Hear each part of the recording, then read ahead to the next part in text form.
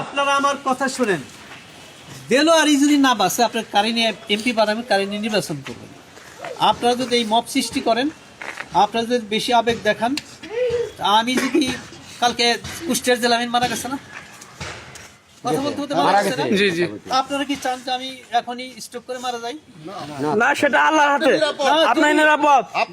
যদি আপনারা সেটা না চান, আপনার নিরাপদ, সিদ্ধান্ত আপনার জন্য আমরা জান দিয়ে দেবো, চলার পথ নিরাপদ। আপনার জান দিয়ে দেবো আপনার জন্য আমরা। সংগঠনের সিদ্ধান্ত মানতে হবে আল্লাহর হস্তে। আমি দোহাই দেই আমাদের আল্লাহর হস্তে, সংগঠনের 10 দলীয় জুটো দেখতে হবে। আমাদের মানিকগঞ্জে 4 লক্ষ মানুষ যে যতক্ষণ বাসা আছি সোনারা, যতক্ষণ বাসা আছি আপনাদের সাথে আছি।